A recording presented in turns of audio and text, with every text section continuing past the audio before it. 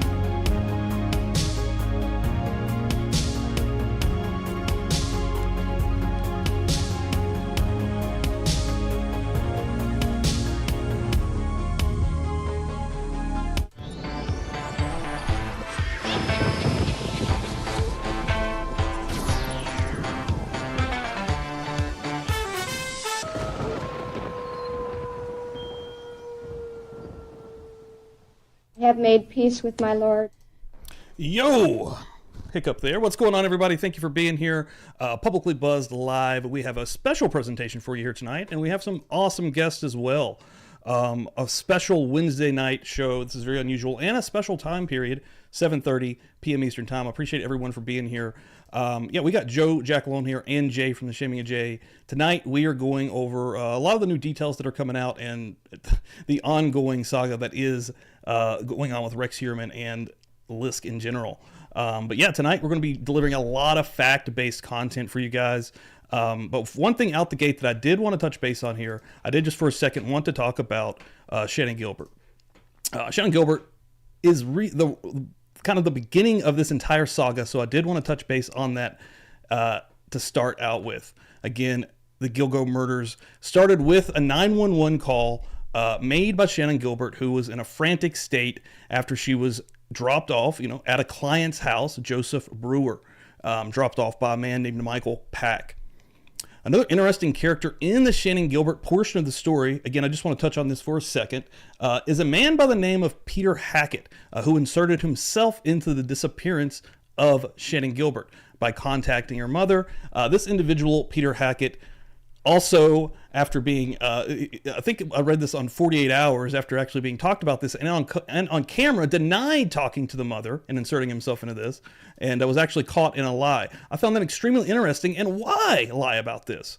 This has a lot of different arms and a lot of different moving pieces, but from the very beginning, this thing has been confusing as hell. Shannon Gilbert ends up running around the neighborhood after leaving Brewer's house that night, talking to a lot of different people. One thing that happened that is out there now is the 911 call that is scary as hell if you actually listen to it. Something has got her frantic that night. Eventually, after the disappearance, Shannon's purse, cell phone, jeans, and shoes are found in the marsh. Months after Gilbert had vanished, 4 bodies were discovered in the shrubs and reeds that separate the highway from the sand. All the women were petite and wrapped in burlap. Gilbert was not found at this time. The women who became known as the Gilgo Four were soon identified: Melissa Barthelemy, Megan Waterman, Maureen Brainerd Barnes, and Amber Lynn Costello. So today, catching up on all of this, Rex Heuermann appeared in court. Now, I'm about to introduce our guest here. Joe Giacalone went live earlier breaking down a lot of this stuff also, and I'm very pleased that he's here. Ladies and gentlemen, let's go. What's up, guys? Hey, what's up, Steve? Thank you guys for being here, first of all. What the hell? There's so much going on in this, and it's endless. It's coming out day by day now. Yeah, and it's only going to get worse over the next couple of weeks. I think we're going to see some data dumps. I think we're going to get some new information about some of the unidentified human remains out there. And, I don't anticipate a court case coming up for at least a year or more. So there's a long time waiting in between. And one thing earlier, Joe, when you went live just for a second, that's actually why I wanted to start out with the Gilbert portion of this, because you are really focusing on what we truly know, facts-based, with what's happening in regard with Rex Heuermann right now. I actually loved that. That was awesome. Well, thanks. Yeah, I try to just stick to the whole thing. I don't want to get into the whole speculation bit. I understand that there's a lot of speculation that goes on, and when you're doing shows like this, and there is some speculation involved with it. But I try to tell people if I say something like this is my opinion, so they kind of know that this is not talking from what I know about the case or I have some inside information or evidence. But we have to be careful with that. I mean, listen, Shannon Gilbert's case is an outlier in regards to many of the other victims because of the fact that she had a driver with her. She was on the opposite side of the road where the rest of the victims were found, right? So all the victims except for Shannon were found on the north side of the Ocean Parkway. She was the only one found on the south part of the behind on the highway there, and there was eyewitnesses with her there, and 911 calls. So there's a lot of different working parts there. But I've said this before, and I'll say it again: I don't believe in coincidences, right? So there's got to be some deeper dive investigation into this, and I believe the current administration and the police department, as it stands right now, is certainly capable of uncovering anything if it's there. And Jay, also, who has been on top of this since July, since this shit broke, brother. You have been the boots on the ground for us, man. Yeah, man. Went to the house when we first found out, and they had the investigation out there. We took the trip. Me and Shan took the trip from Rex's house to Gilgo. We went to the Sayville Motor Lodge, trying to give folks who don't have boots on the ground or not familiar with what it's like, give them a little idea of what it kind of looks like around here. And can I say, how lucky are we to have? I'm not sure why my camera went out, but keep talking.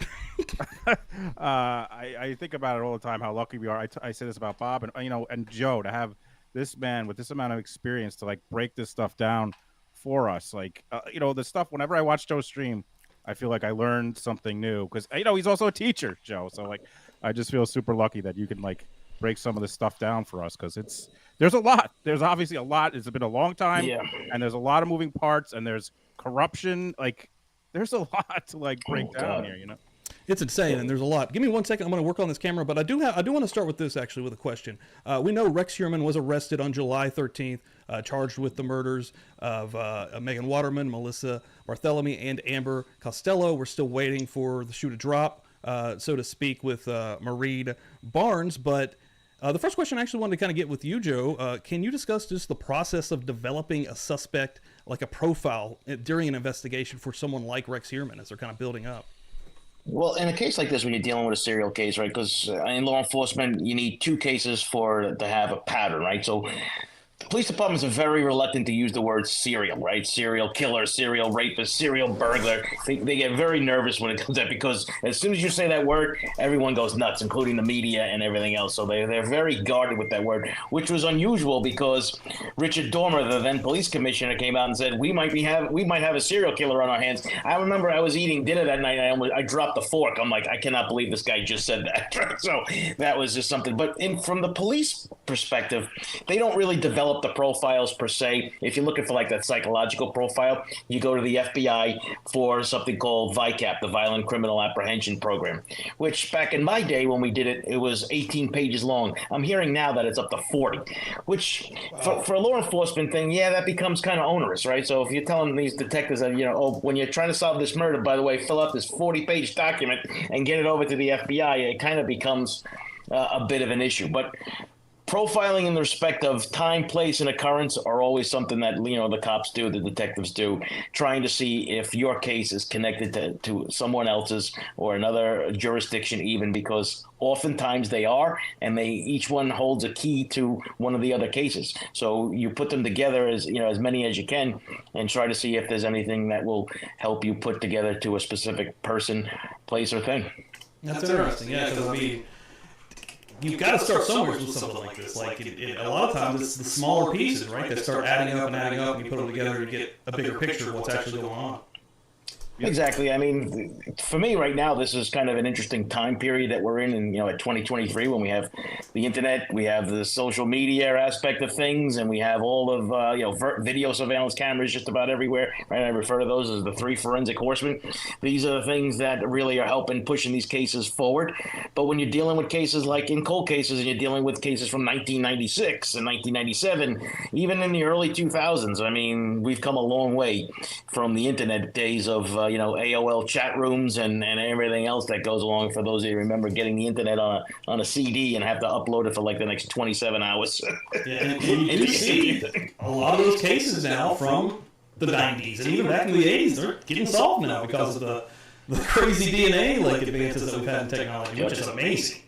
Steve-O, I think you were have a little echo. I see in the chat they might have a little echo from your mic. Okay. I can't hear it personally, but I see it actually. Yo, gotcha. Thank you. I'm glad you saw that, Jay, because I'm not apparently paying that much of attention. By the way, just back to the internet. How about your mom would pick up the phone? You'd be on AOL. You're like, Mom, I got the phone. I'm talking to my friends. I mean, we're all in that generation. The dial up, man. The internet sounds like the squeaky noises.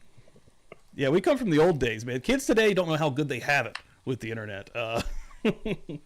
But the old days, man, that was where it was at.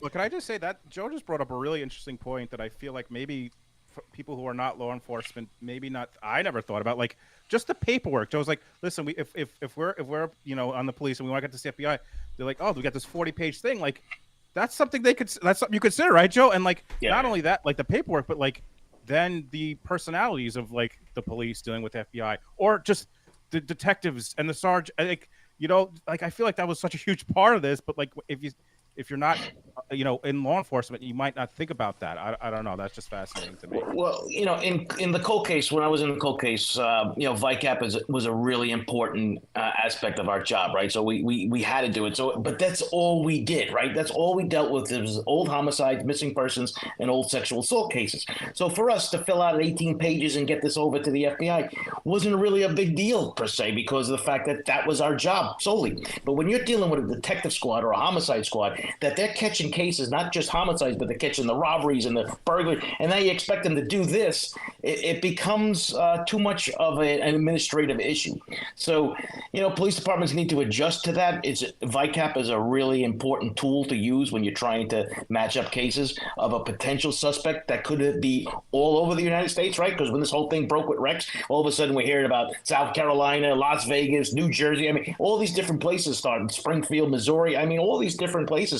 And that's where VICAP comes in, because VICAP goes throughout the entire United States, see if there's any similar MOs, weapons used, those kind of things. And that's what puts two and two together. I'd never heard of that before. That's awesome. That's the knowledge you're going to get with Joe Giacalone. Joe, earlier, what you said, dude, okay, on your stream, you mentioned something that I had not even thought about. Yes, we were talking about it before we went on. So Rex Heuermann, even if it was possible for him to get away from what's going on right now, still has 41 felonies because of the guns. He's still not ever going to go home, right? Well, I never even thought about that. Yeah, Nassau County can, from what they said is they were illegally possessed. So if you go to New York State Penal Law, Penal Law 265, I believe it was, unlawful possession of a firearm, handgun, it comes with a mandatory, each one actually technically in New York State, nobody does it, but it's 3 years in jail for each gun. So if this guy's got 41 counts, you're looking at 130 years, just from those. But they have been really slow with the information on those guns, right? So we want to hold off on that. They just came out with that 41 that were illegally because it didn't have permits, which means they're illegal handguns. And he's going to have a big problem in Nassau. And I'm pretty sure his defense attorney, now I may be off on the timing on this, but he was doing some interviews today. There's a lot of stuff going on today, but I'm pretty sure he did not acknowledge that any of them were illegal. He was talking like he's a collector. These are all on the up and up is the way he was basically saying it. So, but yeah, there's still maybe some more news to come, I guess. But well, there's going to be. Listen, one thing we've learned about this case is that they don't tell us anything until after it's over. Suffolk has been really close to the vest with all of this information. We had no idea that DNA existed from any of the victims. And we had no idea any hair follicles. All we saw was a belt, and over a 13-year period, we got a belt. That was the extent of the evidence that we got. and everybody's freaking out today. I saw that's why you really went live, because they were like, oh, the possibility of another person. That again, the reasonable doubt is being cast out there by the defense attorney, which is his job, right? But you made another good point. I mean, and I fall into that too, man. I do it pretty often, actually. I see something like that, and you get kind of swept up in it. And you're like, well, yeah, what about these other dudes, you know? But, you know, I thought that was a really good point that you made earlier anyways about, I mean, I would ask this, how many more, you know, like, is there one more? Is there multiples? But at the end of the day, they have to put all those pieces together, which is what led them to Rex, right? Well, exactly. All right. And the idea behind any investigation is to exclude all others, right? So you have to take what they refer to as inculpatory evidence, which means includes, and then exculpatory, which means excludes. And you have to answer each one of these things out when you find it. And that's part of narrowing down a specific suspect. So during a course of an investigation, especially one as large as this, you're going to have several people pop up as possible suspects. I mean, we can name a few of them just from what we know from the stories already. So it's not unusual for you as a law enforcement agency to have 4 or 5 different people on the radar thinking, you know, each one of these could be involved. But that's what law enforcement does. Eliminate them one at a time. And then what you're left over with is one person where now you have the evidence, direct evidence coming right back to him. So like I said, I think it's so good. You had more, there's more people. Good. That means it showed you that they eliminated all of them successfully and they still came up with him. Yeah. I like the way you put that, because I never thought about it like that. Like, yeah, there was other people in there that the cops didn't know about, but they did their due diligence and got rid of these people more than likely, you know, in a factual based way. And we've ended up with one individual who is now under arrest. And that's how you avoid a miscarriage of justice. Jay, you were going to say something? I kind of jumped on you. No, it's okay. I was just going to say, I was going to refer back to your interview yesterday where, while that is good behind the scenes to be, you know, narrowing down suspects, what you kind of talked about yesterday was what is not good is when you're in the public and there are two people kind of disagreeing, right? I think you said that the defense is going to use that when they come out and they're fighting in the public. Right. That's a problem, right? So obviously, you know, good for in behind the scenes, but then in the public when they're saying, oh, there's one, there's two, that's a problem. Well, I'm glad you brought that up, Jay, because when I did the live stream earlier, there were certain things that I left out because I wanted to save it for tonight's show. And I think that was a harbinger of where he's going to go with this, right? So Michael Brown saying that there were other people, right, is already now, I think, hearkening back to the public fight between Spoda and then Police Commissioner Richard Dormer, right? Richard Dormer, the police commissioner, was saying one, and the district attorney was saying more than one. So I think that there is the argument already being laid, a foundation for what he had plans on his defense. Now, you know, somebody like Bob Motta would be a better person to speak if that would be a plan for a defense attorney to do that. But as soon as I heard this, and that's why I wanted to go live, the light bulb went off. I said, well, there it is. He's already laying out his argument that he can't be tied to all these cases because even back then, the law enforcement agent in the entire county, the district attorney, said there were more than one killer. Yeah, that's interesting. And yeah, they're definitely going to be pulling at that. And that's exactly what the defense attorney's job is to lay out that doubt right now, right? I mean, he's got to poke holes and figure out what the hell's actually going on to help protect Rex. That's his job. Right. And I think Bob says a lot of times, the prosecution they can present their case, right? The defense attorney really doesn't get an opportunity. So sometimes when they get we've seen this in other cases, sometimes they use the media to get some theories out, like Joe was talking about. You know, people are starting to hear this stuff. People might be on a jury. They're trying their best to kind of get these things out there.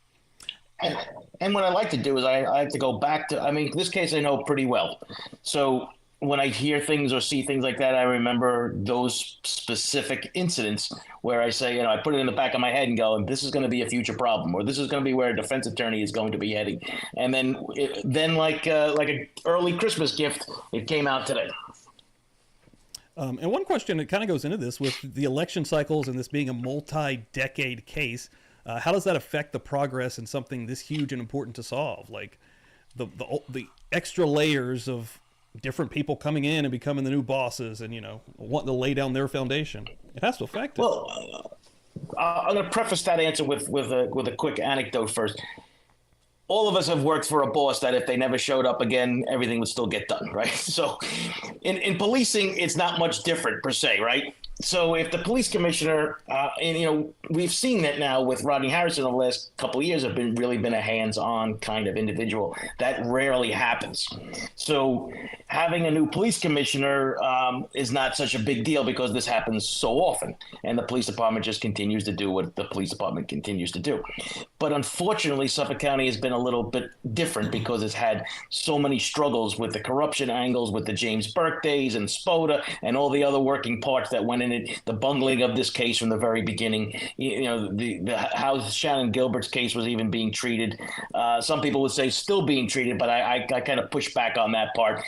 We have seen a more victim-centric approach with Commissioner Harrison, so you have to give him credit for that. So, but the deal is this: it's whoever takes over, whoever he or she is going to have the football handed to them, and they have to take it over to the goal line. And I'm telling you, this is an international case. There is movies being made as we speak.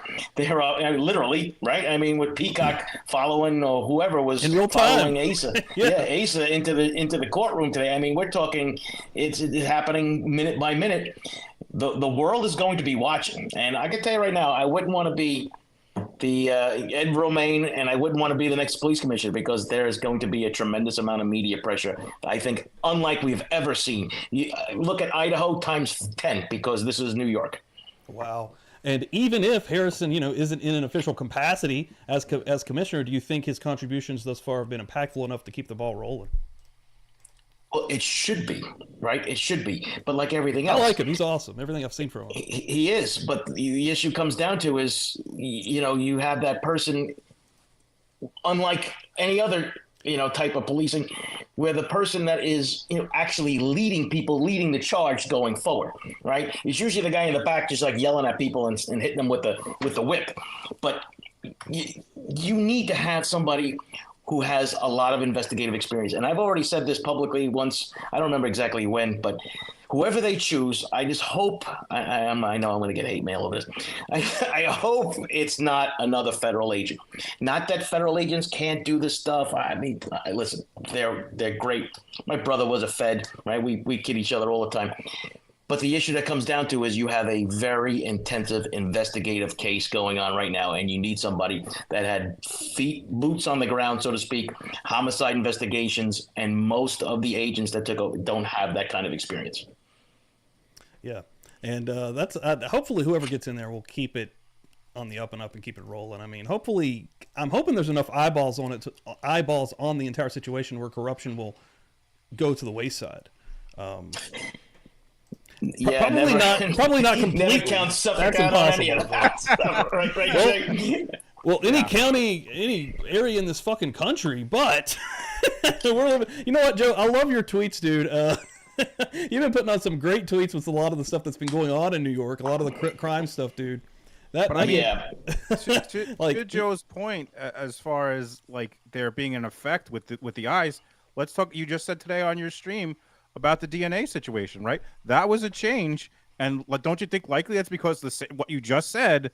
You said it. It's this case. There are eyes in this case, and New York doesn't want to look like why wouldn't you be doing this, right? I mean, it just hopefully it's a precursor. Well, this case, meaning LISK case, right? We're just going to call it LISK case, even though we only have 3 cases, but we're going to include everybody. This case pushed that forward, and I think the public fight that New York gave Nevada over just getting the DNA sample, I think just so many people were looking like what are we doing here, right? I mean, are you serious? You have a guy who is a serial killer, right? According to the FBI's ruling, right? So he killed 3 people, automatically under the definition. He falls under the definition. But you have somebody that could be dropping bodies all across the country, and you don't want to give up the DNA sample because you're worried about privacy issues. Oh, have we totally lost our minds here? And I say it's New York. Yeah, we did. We lost our minds here a long time ago. And now you know what we're fighting. As law enforcement, that's why I always make the joke when people ask, "Oh, so where'd you work?" I said, "Oh, I had to get cases into the People's Republic of the Bronx," right? So and that's why when I do my streams or when I talk about this stuff, I said I'm an evidence guy. I had to be trained that way because you're trying to present cases to a Bronx district attorney, right? Which is like passing the eye of the needle, putting the camel through the eye of the needle, whatever that saying goes. I mean, that's what you had to do. It's like, okay, yeah, I want you to do 1, 2, 3, 4, 5. Okay, I come back. We go back with the case, and the detective says, okay, I did 1, 2, 3, 4, 5. And they're like, okay, now I need 6, 7, 8, 9, 10. And while you're at it, get me the Pope and 3 nuns as witnesses, and we're all good. Keep moving the goalposts. I'm picturing Joe like in Temple of Doom with he's got to take the evidence and he's doing like Indiana Jones to jump through all these hoops to get the case through.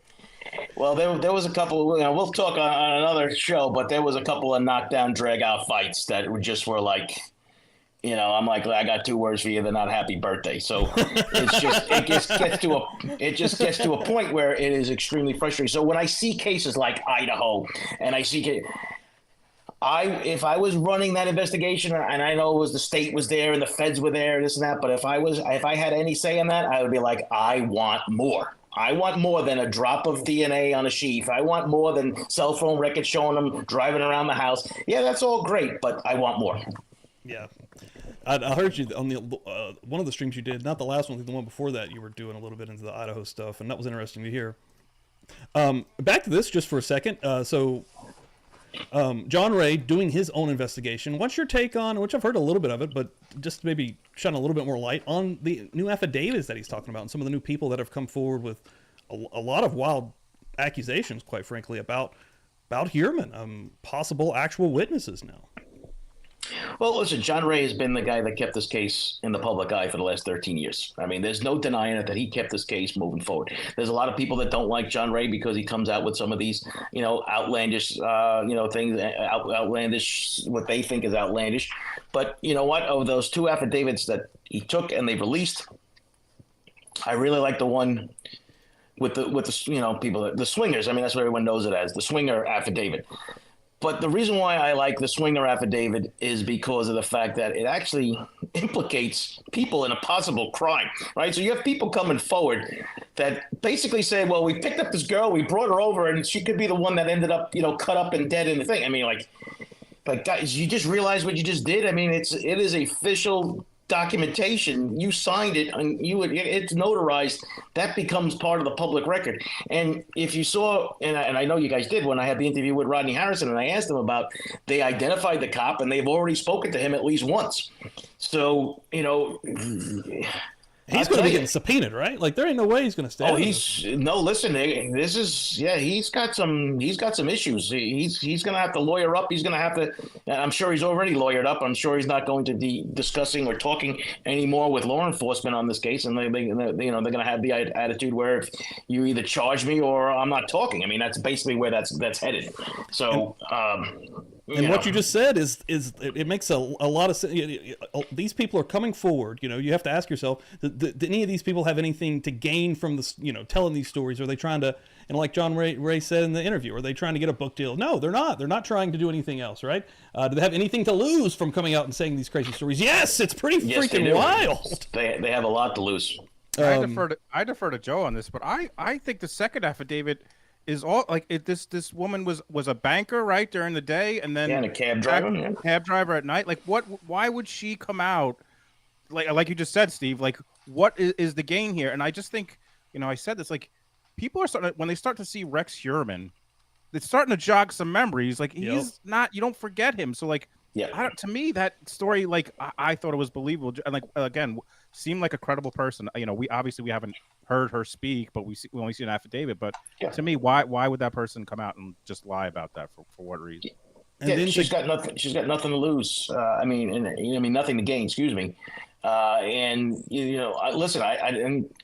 I don't dislike hers. I just the way, and I had said this to John. John, when you put that affidavit together, you put it in it wasn't in chronological order, which I think caused confusion for a lot of people. So I said, listen, I'm no English professor, but next time you do this, put it in chronological order, because people are confusing the 2 stories, and then they're asking questions about, where's the gun? Who's this? Because the first story is the second, and the second story is the first, and it caused some confusion for people. Yeah, and then you have from the story with the taxi cab driver that was the banker in the day, you have the second part of that story when she's going to pick up somebody and then Rex Heuermann gets into the back of the car with the gun.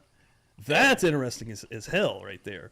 That brings up a whole new set of questions along the lines of just from some of the stuff we know about this guy, whether you want to look at the guns, however you, as a person, you do look at that.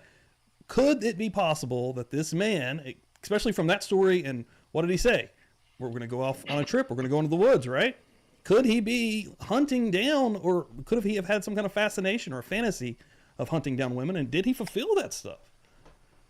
Well, I mean, that's all remains to be seen, right? So we don't know for sure, but the issue that comes down to is where they were located that night wasn't far, so let's say about 15, 20 miles from Manorville, where we found where it was a hunting ground, where we found Jessica Taylor and Valerie Mack's bodies. So, I mean, yeah, all those things had to be put into place. There was another, her name will be, nameless. I won't name it, but there was another, talking head out there and saying that, there was another body found in Sunken Meadow Park minutes from, Rex Heuermann's house. And, how about 45 minutes? And minutes are in there. And that's 45 minutes on a good day. Geography is a big, like, some people don't they're like, oh, it's, Rex could see Gilgo from his house. I got so many of these comments, and I'm like, no. But one thing about the guns, and I can't stop thinking about this point. And one thing that we just kind of know as a fact is, and Mac brought this up when I had on one of the Cheryl Mac McCollum guys. If you don't follow her, but the guns thing that I think about all the time is he had 300 guns. She said, conservatively speaking, that's $300,000, right? And then, so we know he's spending the money on that, and we know there's like that special thing supposedly he had installed in his house, that room. But then you look at his house, and like, what were his priorities? This man spent all that money on these guns, but then his house, is not looking great. So I can't forget, like, what was his priorities? And Mac, Mac said there ain't no part-time serial killer, or like, that was this man's focus. It's just a point that I can. Yeah, I remember that episode. She was like, she's showing you who he is, who you are, right? Like he's saying it out loud, basically, and you're not listening. Yeah, there's very few people that have that many guns. That's pretty wild. I live in West Virginia, and I don't know anybody with 300 guns. Like, that's pretty crazy. Well, like I said, I mean, yeah, 100 friends. If I wasn't in law enforcement, I probably wouldn't have owned any. The first time I ever shot a gun was in the academy. So, I mean, a handgun anyway, not rifles and shotguns, those are different. But, it's when you see something like that, you kind of like raise your, but I've run into other people that have, 15, 20 guns. And, you still think like that's still a lot. A lot of guns. But 300 is kind of off the charts. I haven't really heard of, or and I'm sure they're out there. It was a shocking number. Like, as soon as that's one of the biggest parts of the story, because of just the sensationalism of guns in the country, right? Like how easy it is to take the word gun and then you put that into the story and you're like, holy shit, this guy had 300 guns. What the hell was he doing out there? Whether he's a collector or not, and then you take the 41 that weren't even registered or absolutely illegal. It brings up a lot of questions. So, but yeah, well, and the question specifically, right? Did he have a permit and then not renew it? Right? There's a lot of things there's a lot of things that that go along with that too. Because people don't realize too in the police department, we were responsible for going to people's houses whose guns permit did expire, and you have to then confiscate the guns. So, was it part of that? Then, you're dealing with a different kind of charge if that's the case. So there's a lot that we don't know. We just have to be mindful of who's telling us what. If the district attorney comes out and says, listen, I'm dropping 41 felony charges on it, then we know there's another part of the story that we don't know. And then to go to the defense attorney today that was, being interviewed and talking, what do you think he's going to say about the original affidavit that came out and was talking about the searches that Rex Heuermann was doing? These horrible searches through Google and these sex sites. There's no way to come back from that. Like, I mean... Well, I guess there's a lot of people that have some sleepless nights if something happens, and what's the saying? What's that prayer when you say, like, if I die before I wake? But some people saying, please God, delete my cache, right? But Just think of this for a second, Steve, and then Jay, right? Think of what you and I have been searching for when we're doing these things, right? So if they dumped our things, we'd have stuff on there like, homicides and, all these different crazy things. It'd be horrible. So, yeah. My research is crazy. Right. Well, that's my point, right? So it's not all nefarious. That's very true. When you're dealing with this guy now, and remember, we only saw like 15 or 20 of the things that they wanted us to see. Right. Right. So those are the ones they wanted. That Ray Tierney says these are the ones we're going to put out there because this is what we want the public to see. Like, this is our guy. Right. That's why the one about the search for the Asian twink, I think that was put out there specifically by the district attorney because he wanted the public to see that, because there's a connection then possibly to the Asian male found in women's clothing. If you notice, like, a lot of the public, they like to focus on certain things in this case that has to do with that, sexual stuff in regards to swingers, right? Everybody says swinger, right? Nightclubs, trapeze, that's all you heard, all these things. And then the Asian male with wearing women's clothes. Everybody mentions that guy.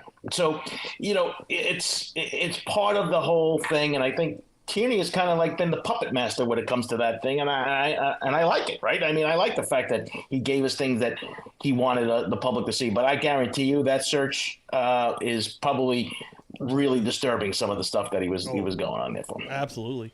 And then, if I had to guess, everybody, and I know you mentioned this, you kind of touched on it earlier on your stream, but everybody freaking out about, I think I'm saying this correctly, Asa Ellerup being in the courtroom today. And you're like, well, of course she was going to be there. She went and visited him last week. It's in all the papers. Yeah. She said she was going to be there. The attorney said she was going to be there. There's nothing really surprising about that. Yeah, but you read the headlines, it's like, like, oh my God, Asa's in the courtroom. Like, guys, this has been going on for weeks now. I mean, the lawyer came out and said this, and then of course with the television thing going on, and Josh said it last night. There could be a very good reason, monetarily reason, that she wants to be in that courtroom, because she's going to have a big show. My real question is, honestly, at this point, and I know she's made some kind of deal or deals are happening, would she be there today if that wasn't the case? I mean, is she doing this for monetary gain now? I guess the Adelsons weren't offered that kind of stuff, right? Because they weren't anywhere near the courtroom. Right? But this goes to show you, right? So if you look at the Adelson case, right, nobody was there. No family members were there, other than Wendy, who had to testify. I mean, other than that, nobody's sitting in the courtroom going like, "Oh, my son is innocent," or "Oh, my, this is nothing." Everyone stayed away, and now you have somebody who is, She wants to see the evidence, right? She's saying she thinks he's innocent right now. Well, I mean, listen, this all could be playing into the whole thing where there is still an affection, for, I mean, no matter what. I mean, listen, we've seen They're people married before. 30-some years, yeah. Well, I mean, and we've seen people before, if she's a victim of domestic violence herself, it could be part of that whole psychological control too. I don't know for a fact, right? I mean, I know everyone likes to make her the boogeyman out of this whole thing, but I'm okay with it in respect that there's got to be evidence, though. So unless there's some sort of evidence, and I know John Ray has come out with certain things and affidavits, but those are just allegations, right? We need corroboration, and you have to be mindful that there are family members and there are kids, and I believe one of the kids has special needs too. You have to worry about upsetting the apple cart there too, because if anything, we saw what happened in Idaho, where everybody was knocking on everybody else's door, and that poor kid, right, the ex-boyfriend, they put him through through hell, and he wasn't even involved. Yeah, I remember that well. There was a lot of grossness going on during that period. What I think is a super interesting undercurrent to all of this, to a lot of this that's happening, is with this case is, like, there's a Peacock show. Ray Tierney is putting things out for the public. This is all because, like, these are the first cases where virality and the internet, where you have to try these cases where everything is going out to large amounts of people very fast, and like the district attorney, the defense attorney, the victim's family are all, dealing with, like, there's a different strategy. Like, Joe, when you had these cases back in the day, you didn't have to worry about pretty much any of this stuff, right? And they're all navigating it. It's kind of new. Like, there was no TikTok of the Heuermanns or Twitter. Like, this is getting out to people so fast, and all these parties have to think about that before they make all their moves. I mean, she literally has Peacock. She has a streaming show. What other case where there was a serial killer is the spouse now have a streaming show who's set up? Like, this is all new. That and is it's crazy. It's fascinating to me. It's to all of I don't. And I think because of that reason, Jay, I think we're lucky that New York has the no cameras in the courtroom rule that has been in place for forever. Because this would be, listen, outside the place, Mary Murphy in Channel 11 tonight, she said it was basically a 3-ring circus out there today. So just wait till this thing really gets. I mean, it's going to be a 5-ring circus, and this is. I know I mentioned Idaho, but that is, I think, the first case that really started putting this kind of behavior on the map, so to speak, with some of these cases. And I think it's not going to crescendo anytime soon, but this LISK case is going to be like the one that really propels the stuff into the stratosphere. And Bob Mata said that one of the first shows we had him on here, he was like, he hadn't seen anything like what had kind of happened in Idaho with that case when the affidavits started coming out. You have all these people online just combing through it with a fine-tooth comb, and they're looking for stuff to make shows about. They're looking for stuff to, headline the show or whatever with. So, I mean, it's really in a different time, and that's kind of exactly what's happening right now with LISK and the gilgo stuff. Like you said, it's probably not even touched what's the potential or possibility of how big this could get, and it's wild. Just think if other cases get added on other than Maureen Brainerd Bonds. Oh, sorry, Jake, go ahead. No. I was just thinking like outside of Long Island. Just think if there are cases that are found in different states, and I can't even imagine. Well, and I always follow that up when that comes up on any of the shows that I've been on. Is I follow it up as then the feds step in. I mean, and that's the bottom line. If just one case winds up in Las Vegas or in South Carolina or Sheboygan, I mean, or Virginia, the new one that they're talking about, right? It's a game over. Feds are going to come in. Listen, the feds always lurk in on these cases, and I've had this time where the feds are kind of looking over your shoulder on certain things, and they, I'm from the school where who cares who makes the arrest, right? We want to get this guy off the street and get him prosecuted, and we want to close these cases and get the closure that the families so desperately need. And that's the kind of thing that you have to do. But there are certain agencies that are going to fight stuff tooth and nail, but they have no choice. So sometimes I wish the feds would take over this case. I really do. I'm saying this from experience. Especially now with Rodney leaving. I'm going to give the next person next chance, but we're going to be doing this again, fellas. We're going to be talking about this because the next person is going to be, they're going to be walking in some heavy, deep, muddy waters here. Yeah, dude. And then, like you said, like just to go back just a little bit, like what kind of control could Rex have had over Asa, right? Like, I mean, the possibility of, we can look at this from time and time again with like the control that a lot of these, almost always, not always, it happens with women too, but men, the way they control their spouse and in an abusive type of situation like this, could that have been happening here? And she's still under some kind of control, trying to escape it now, or there's so many weird questions like that. Like, I couldn't tell you how many times I would go in on a domestic dispute, and they're gonna make an arrest probably, and the husband would turn to his wife in front of you, going, "You don't want me arrested, do you, honey?" Like intimidate you right in front of the cop. Like you're standing right there. It's like, what am I, a potted plant, right? So the answer to that question is absolutely. And if anybody says otherwise, that this couldn't be a possibility, has never seen somebody who has been a victim of domestic violence. That's psychological, sociological, financial abuse, where you can just, all right, I'll get hate for this. And physically, you're right. More intimidating than Rex Heuermann. Physically, you're living with a monster, ogre. Yeah. He's a giant. They exactly named him perfectly with the ogre moniker as soon as that happened. They're like, dude, he is a guy that is hard to forget. Like, however you want to talk about these new affidavits and these people talking 20 plus years ago, there's some individuals that you meet in this world and they stick with you because they are a different look, right? Right. Well, I'm not going to speak for Jay, but I can tell you something right now. When this guy first came out onto the TV, whatever, the first thing I thought was, did I ever see this guy? You can't miss him. First of all, you don't see too many giants around. I always say there's no such thing as old giants. That's why some of us are short people. We're going to live forever. These 6'5" people, they don't live very long. But just because their organs don't hold all that stuff. But the issue that comes down to is when you see somebody this big, it's rare. So if you saw him, you wouldn't have forgotten it. Like you would have said, holy cow, I saw that guy one other time. And specifically, I lived like minutes away from where this was. I spent my whole life there just about, it's craziness. Yeah, it is insanity. And yeah, man, he is a memorable dude, to say the least. It was striking, that picture when he was outside, when they first booked him next to the officers who looked like they were tall, and he was towering over them. Yeah, he could eat off my head, that guy. Right? So, I mean... He really could. Let me look through the chat here just for a second, man. This has been an amazing show. Thank you guys both for coming on here. Real quick, Liz, I see you've been a member here for 4 months. Love this convo and info, guys. And beard's on point. Joe's new hair conditioner is definitely working. Yeah, we were talking about that. He's working on that beard now, baby. Let me see here real quick. Oh, Sweet Lou just became a member. Welcome, Sweet Lou. What is up? Here we go. I don't have the thing set up, but welcome, Sweet Lou. Love it, love it.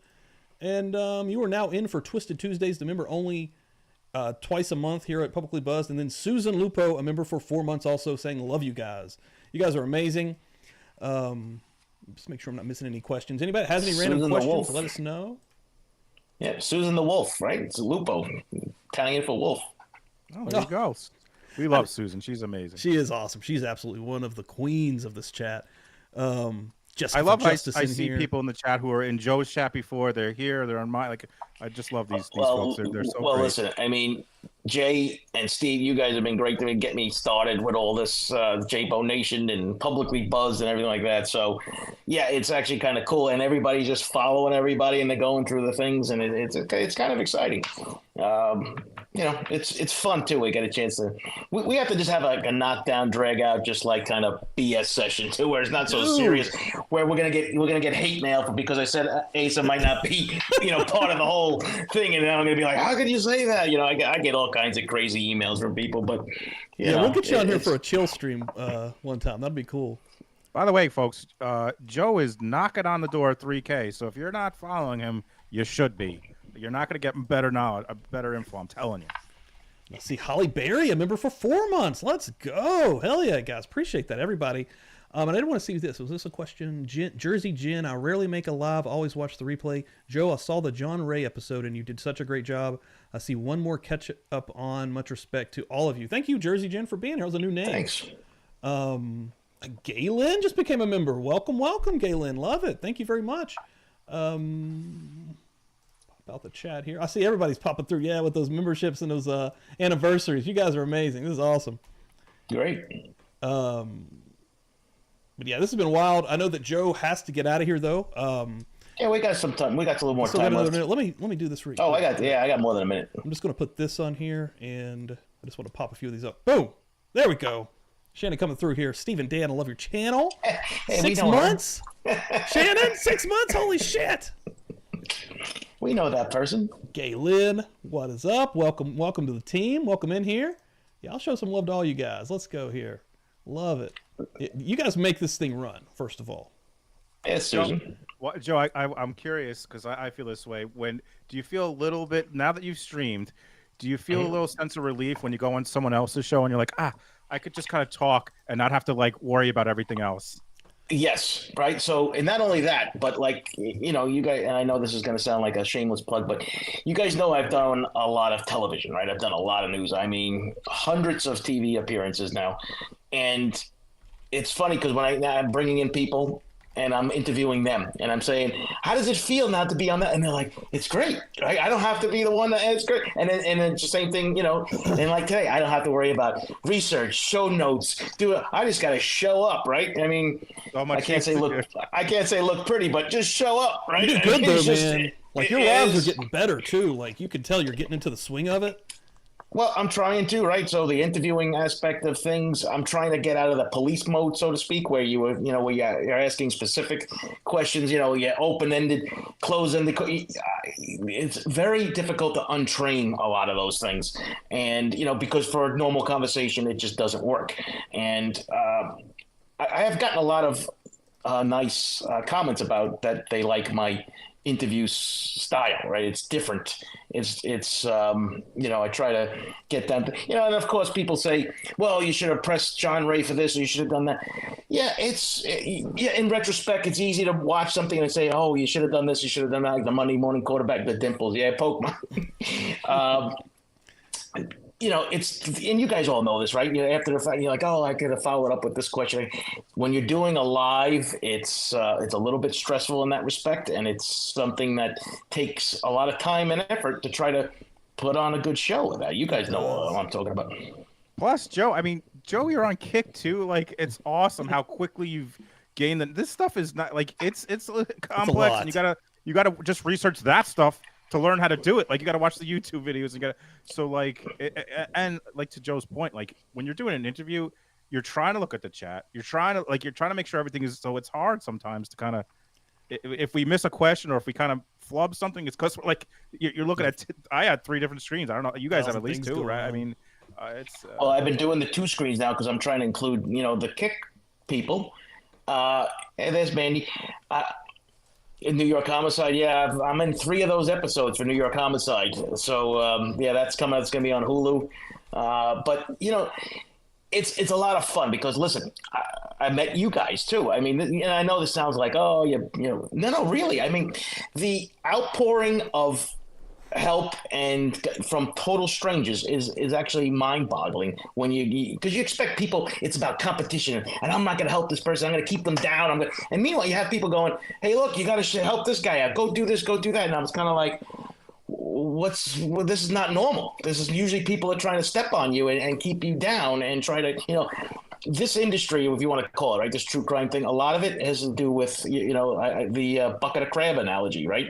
You got the bucket of crabs, and that one poor crab is trying to get out, and what does the guy on the bottom do? He grabs him by his leg and yanks him down to the bottom of the barrel because they don't, many don't want to see you get ahead. But there has been some big channels that have helped me and you guys too, that don't have to do anything, but out of the kindness of their heart, saying, "I remember when." Right. So if I ever do make it into a where things really get, I won't forget that. Right. So I mean, that's the bottom. You never forget where you come from. Never forget how you started. Never forget those that helped you. And that's been my mantra my whole life, and that goes down that way. I think the true crime community is. I've said this tons of times on here, but the true crime community in total has been the nicest community online I've ever found. Like, they are just so genuine. There's also shitbags, and you're never not going to find a shitty person, but the large amount of them are decent folks. Like, they're actually nice. Like, they're trying to help out, or they're offering this, or offering that, and out of nowhere, they just come out of nowhere and saying, here you go. Even a retweet, and when they have like hundreds of thousands of followers, a retweet is, and I bring up Gisela, right? I mean, she's got this huge following, and she retweeted a couple things, and she helped. All of a sudden, the Grizzlies are showing up, and everybody else, and I'm just like, yeah, your mind's blown, right? I mean, you're just saying to yourself, all because somebody just said, I like this person, and I'm going to retweet them, and then knowing that their family is going to help them out, which is kind of really. I know I kind of got off the topic here, the last thing, but this was. No, we're good. We're wrapping this is something I wanted a nice to say. little love fest here at the end, but yeah, this is something that I want to say. I don't want. Jay's not going to start crying on me, is he, right now? No, I'm good. I'm good, guys. I'm good. We like emotions. We need to keep Jay happy today, right? We need to get him laughing and joking. So, yeah. But no, I mean, and of course you always have the trolls and this and that. And I the trolls actually get, hey, listen, the more they comment on your videos, the higher the algorithm likes it. So keep on talking, guys. And you're good like that, Joe. Not only just trolls, but like, you'll respond to. I see you respond to almost every comment, and you're getting a lot more comments. So I'm sure that's getting harder for you. But I'm sure folks appreciate that you interact with them. I try to answer every comment that deserves an answer for sure. I mean, certain things people say that I'm just not going to comment on because it's just either rude or disrespectful or whatever it may be, and I'm not going to get into the certain games, whatever. But if you just said, hey, I just showed up on the replay crew, I'm going to respond to you. And maybe I love Relax Joe. Yeah, Relax Joe can listen. If we get into a real show and you get me relaxed, boy, you're gonna hear stories. I can tell you that. That show we did when you were on that one Saturday, the first show we did, man, that was awesome. You were telling some, police stories. That was really cool. Yeah, well, we that was just can an do hour. that again. Yeah, we could do that again for We'll sure. get another one going. Well, yeah. I mean, I'm going to get everybody on here. I want to get, Jay, Bob, Dan. We'll get the whole crew. Have a real hangout sesh. Yeah, that'd have to be an all-nighter. Right here, $4.99. Hello, y'all. I made it in late, but I'll take it from the top after. Nice to see everyone. Yes, say no to globalism. Yep, She's amazing. Another great supporter. I mean, as I said, it's really pretty Poloni coming through here. I like the name. Hell yeah. CW coming through here. You guys are amazing. Seriously, what is even happening right now? Yeah. Well, guys, this has been crazy. Thank you so much, Joe. Thank you, Jay. We'll shut this thing down. Tomorrow night, Thursday, 9 p.m. Eastern Time. Come through. We're going to be doing news and stories. A mix of serious and comedy on Thursdays is what I'm kind of doing now. Dan will be here. And, Jay, you'll be on in the morning? Yeah, only in the morning, and then 7 p.m. 8 p.m. actually. Sunny Slaughter, Women Who Rock. I don't know if you guys know Sunny, but she's awesome. So excited to have her on at 8 tomorrow. I'm gonna put them into. And then tomorrow morning, I don't think I set up the stream yet for tomorrow, but tomorrow morning I'm watching the trial we've been watching. Nice, and I got that Sunny Slaughter one set up. So, ladies and gentlemen, that's where you're going to be heading into Jay's Women Who Rock for tomorrow night. This has been amazing. I cannot thank you guys enough for coming on here. Seriously. Thanks for having us, man. Sorry about hijacking the story, man. But we went. Oh no, brother! No way, no. Joe. People love your stories. You kidding me? You can just go all day. But you guys are amazing. Everybody have a great night. We will see you tomorrow. Love you guys.